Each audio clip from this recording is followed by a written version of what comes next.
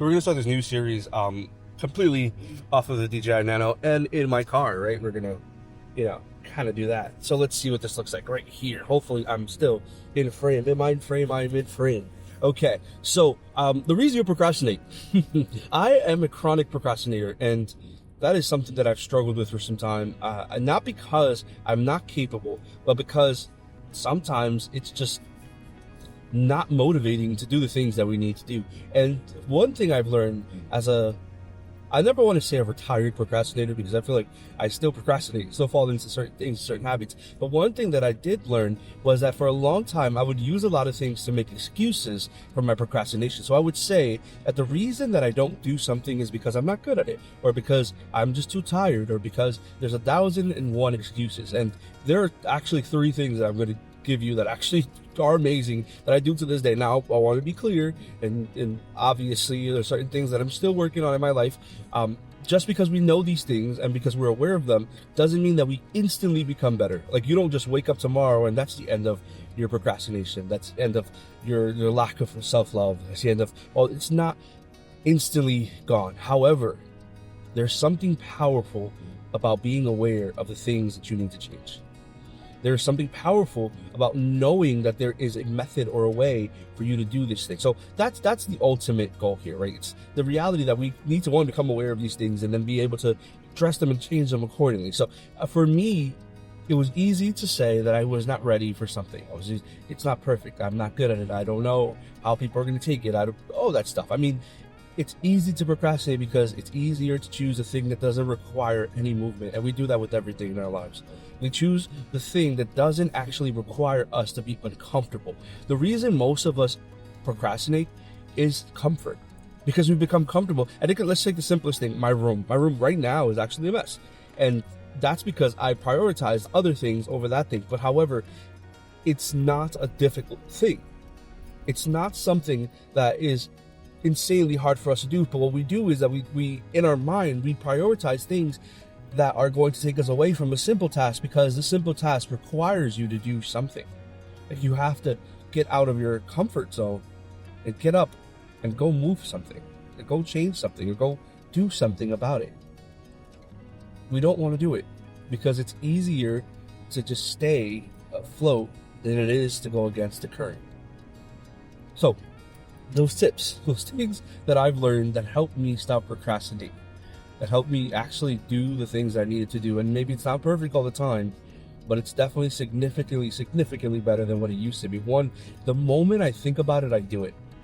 This is a easy one and a tough one too at the same time, because we procrastinate because we ruminate over thoughts and we let them linger, but we don't actually do the task. So we'll say, oh, when I'm gonna have time later, I'm gonna do this. I'm going to wait until X, Y, and Z is done before I can do that.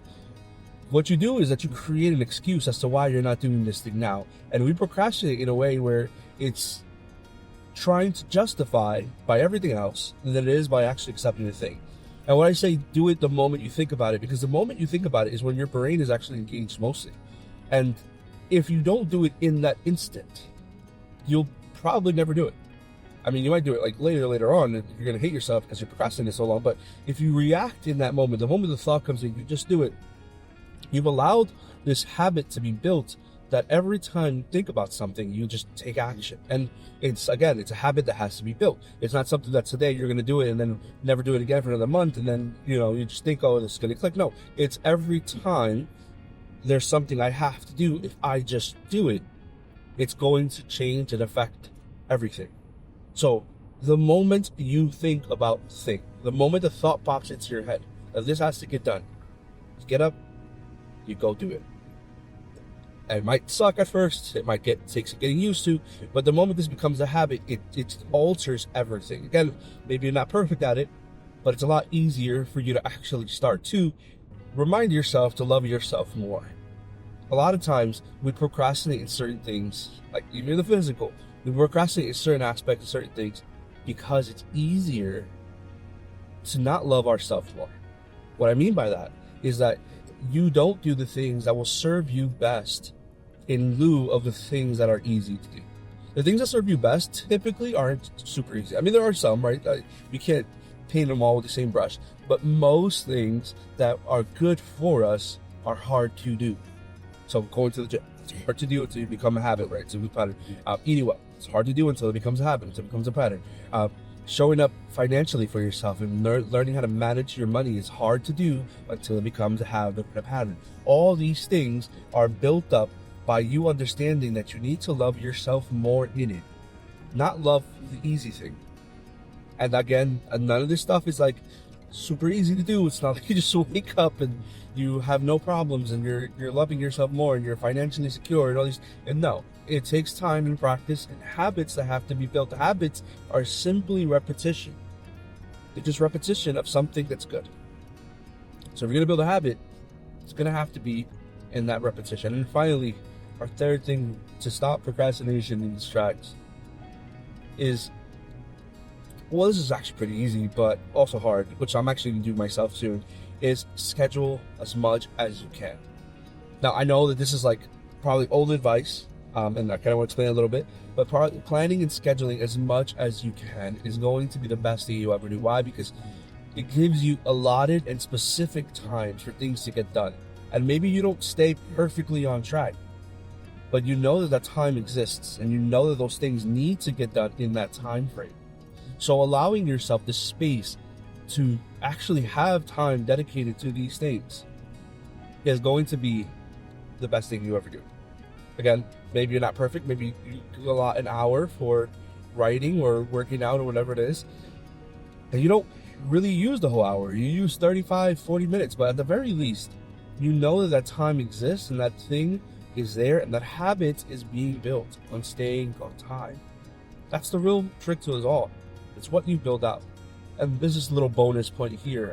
What I'm going to do myself is, and it's a book called The 4-Quarter Year, I think it's called, where you block out your year in 4 different quarters. In quarter 1, quarter 2, so January, February, March, that's quarter 1, April, May, June, quarter 2, so forth, so forth.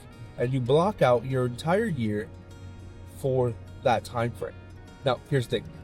I like, and I don't know if this is the book, maybe I just added this myself, but I like to have small goals each quarter.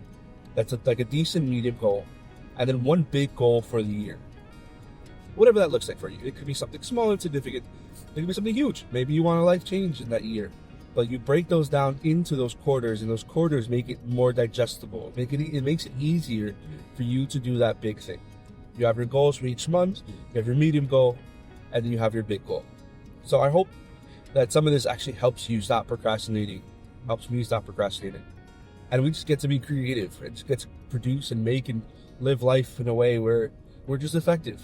It's hard. It's really hard out here. But the only way we grow through it is by actually putting the effort in. It's by actually changing. It's by deciding that enough is enough. By being tired of being sick and tired, that whole saying. So thank you guys for jumping on this vlog. And check you on the next one.